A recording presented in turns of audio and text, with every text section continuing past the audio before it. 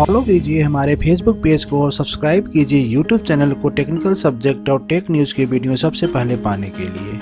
नमस्कार दोस्तों, आपका हमारे ऑनलाइन लेक्चर सीरीज में एक बार फिर से बहुत बहुत स्वागत है। वेब टेक्नोलॉजी लेक्चर सीरीज में आज हम बात करेंगे सर्वलेट इन जावा की, जिसमें कवर करेंगे हम आपके जो सिलेबस के सारे टॉपिक है वो यहाँ पे हम कवर करेंगे वन बाय वन करके, जिसमें से आज के लेक्चर में हम स्टार्टिंग के 4 टॉपिक केवल servlet overview, servlet architecture, working of servlet and life cycle of servlet की बात करेंगे। रिमेनिंग टॉपिक को हम इसी सीरीज में नेक्स्ट लेक्चर में डिस्कस करेंगे। तो चलिए सबसे पहले हम बात करते हैं सर्वलेट ओवरव्यू को।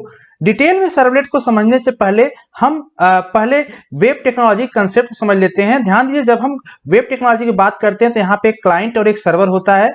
जो भी प्रोग्रामिंग हम करते हैं वो सर्वर साइड आपका जावा प्रोग्रामिंग हम करते हैं हमेशा। अब जावा प्रोग्रामिंग के थ्रू अगर मुझे कोई वेब एप्लीकेशन क्रिएट करना है तो उस टाइम मुझे सर्वलेट का कंसेप्ट लेना पड़ता है। मतलब कि सर्वलेट के थ्रू ही हम कोई वेब एप्लीकेशन क्रिएट कर सकते हैं। एक चीज और ध्यान में रखिएगा कि जो वेब पेज बनते हैं वो 2 तरीके के बनते हैं। एक आपका स्टैटिक वेब पेज होता है और दूसरा आपका डायनेमिक वेब पेज होता है। तो सर्वलेट टेक्नोलॉजी हमेशा डायनेमिक वेब पेज क्रिएट करने के लिए यूज किया जाता है। अब आपको डायनेमिक पेज में थोड़ा सा कंफ्यूजन हो सकता है, तो हम एक लाइव एग्जांपल लेते हैं जिससे आपको स्टैटिक पेज और डायनेमिक पेज के बारे में डिफरेंस इजीली समझ में आ जाएगा। सपोज कि कोई आपका वेबसाइट एक्सेस करने जा रहे हैं आप और किसी पेज का रिक्वेस्ट किए। सपोज आप URL पे टाइप किए about.html पेज को ओपन करेंगे तो जनरली होता क्या है, वहां पे about.html पेज स्टैटिक पेज होता है जो ऑलरेडी डिजाइन किया हुआ है।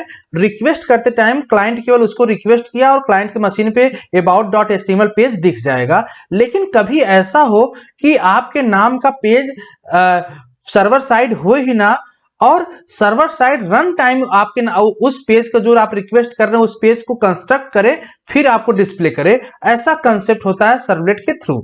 अब एग्जांपल के तौर पे जैसे हम फेसबुक का पेज ले लें।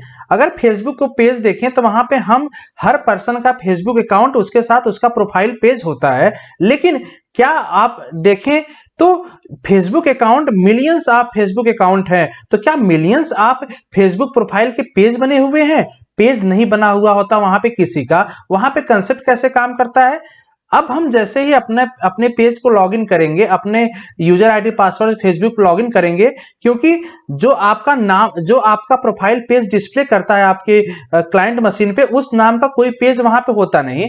तो करता क्या है, यहाँ पे सर्वलेट का काम आता है। सर्वलेट आपके रिक्वेस्ट के अकॉर्डिंग डेटाबेस की हेल्प से सर्वर साइड में एक पेज क्रिएट करता है और वही पेज क्रिएट करके क्लाइंट की मशीन पे डिस्प्ले कर देता है। तो जो पेज क्रिएट करता है वही इसी को हम कहते हैं डायनेमिक वेब पेज। तो सर्वलेट के थ्रू हम डायनेमिक वेब पेज क्रिएट कर सकते हैं।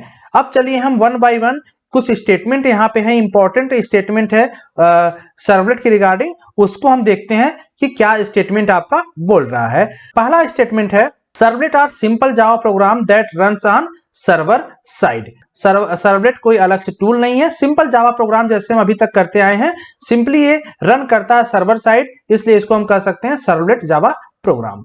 Servlet are most commonly used with HTTP, hence it is also called HTTP servlet।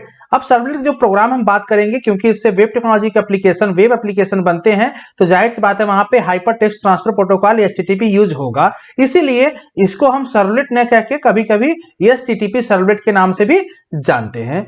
Servlet technology use to create web application reside at server side and generate dynamic web page.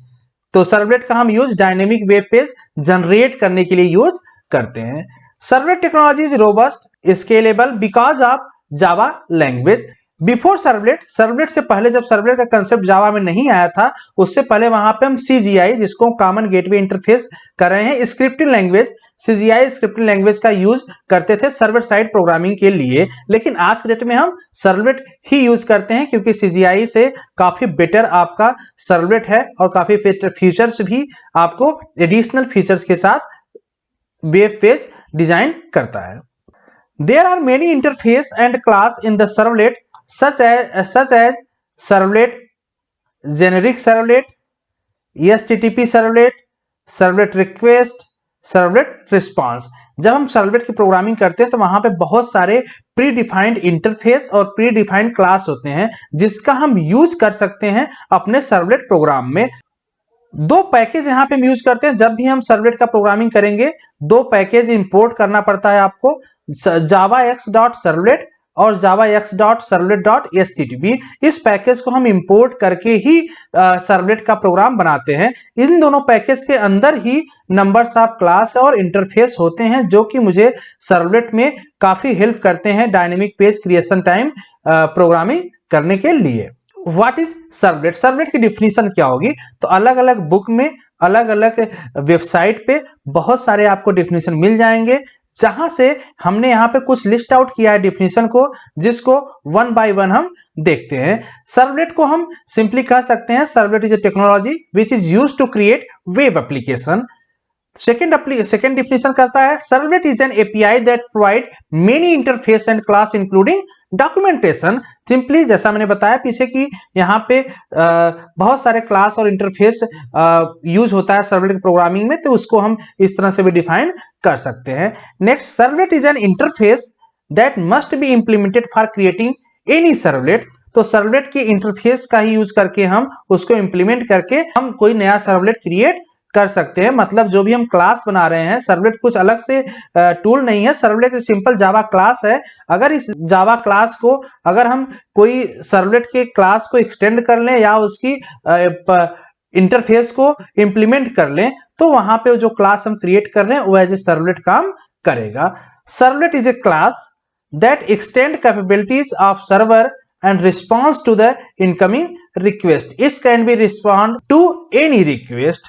Servlet is a web component that is deployed on server to create dynamic web page. Servlet एक web component की तरह भी होता है जो कि server side dynamic web page create कर सकता है, जैसा कि अभी मैंने पीछे बताया इसको। सर्वलेट आर्किटेक्चर काफी इंपॉर्टेंट है, इसको समझिएगा कि आर्किटेक्चर सर्वलेट काम कैसे करता है। अब इस आर्किटेक्चर में अगर हम देखें तो यहाँ पे एक ब्राउजर, वेब ब्राउजर है। वेब ब्राउजर हमेशा आपके क्लाइंट साइड, क्लाइंट मशीन पर रन करेगा। इसके अलावा आपका सर्वर से जहां से क्लाइंट रिक्वेस्ट रिस्पांस लेना चाहता है वो सर्वर साइड से लेगा। तो हमेशा क्लाइंट जो होता है ब्राउजर से एचटीटीपी रिक्वेस्ट जनरेट करेगा और एचटीटीपी रिक्वेस्ट रिस्पांस लेगा सर्वर से। तो जैसे ही रिक्वेस्ट जनरेट करता है, सबसे पहले आपका रिक्वेस्ट जाता है वेब सर्वर के पास। वेब सर्वर क्या होता है?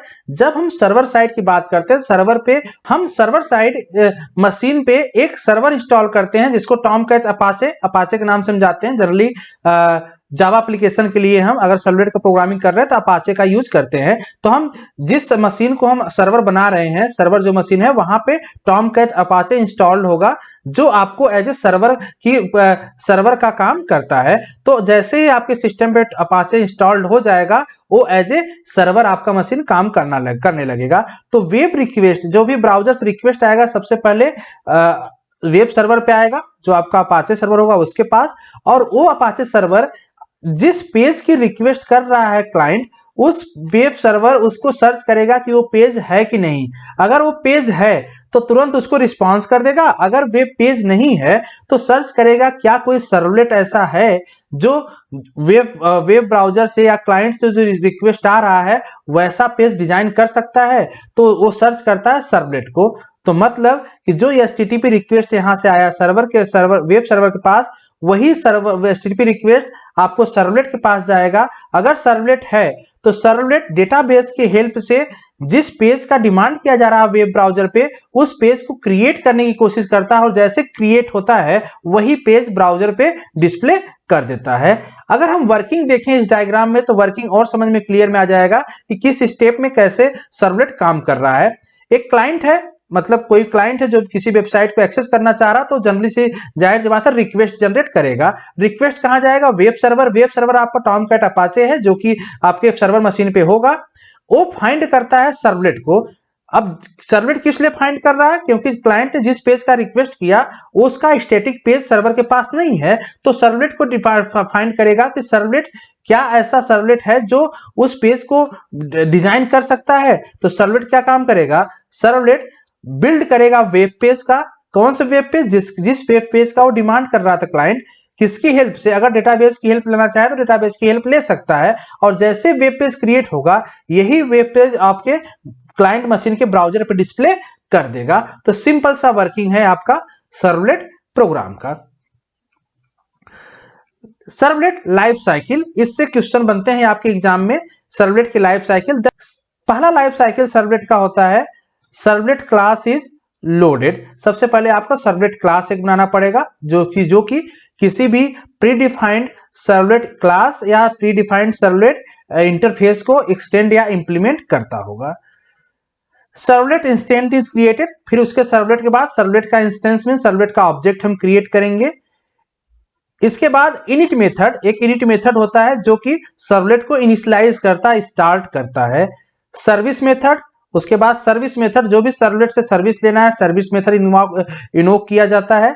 लास्ट में डिस्ट्रॉय मेथड इज इन्वोक्ड, मतलब जो भी आपका सर्वलेट काम हो गया उसको डिस्ट्रॉय कर देगा। इस डायग्राम में अगर हम देखें तो यहाँ पे दिख जाएगा आपका load servlet class, create servlet instance, और सबसे पहले कॉल होगा इनिट। इनिट मेथड जैसे ही कॉल होगा सर्वलेट आपका रेडी स्टेट में आ जाएगा। रेडी स्टेट में आते ही आपको मेथड कॉल करना होगा सर्विस। सर्विस मेथड कॉल करेगा तो ऑपरेशन सर्विस परफॉर्म करने लगेगा, और जैसे ही टास्क कंप्लीट होगा डिस्ट्रॉय मेथड कॉल होगा और आपका सर्वलेट डिस्ट्रॉय हो जाएगा।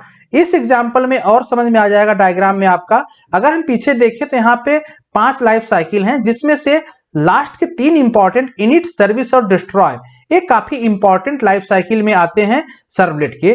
इसी को हम यहाँ पे देखते हैं। वे अगर देखें तो आपका वेब ब्राउजर है क्लाइंट मशीन पे, ये रिक्वेस्ट देगा किसको, सर्वर के थ्रू सर्वलेट से, और रिस्पांस भी आपका लेगा ब्राउजर पे। तो अगर सर्वलेट में देखें तो यहाँ पे 3 मेथड यूज हुए हैं। पहला है आपका इनिट, सर्विस और डिस्ट्रॉय।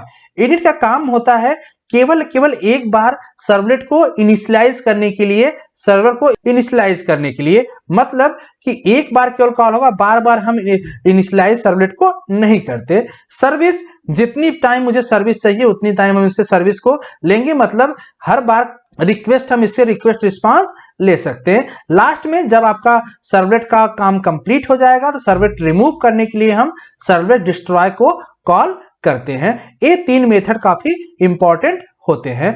तो होपफुली आज के वीडियो लेक्चर में आपको ओवरव्यू, उसके डिफिनीशंस, उसके बाद आर्किटेक्चर और लाइफ साइकिल ऑफ सर्वलेट का कंसेप्ट क्लियर हो चुका होगा।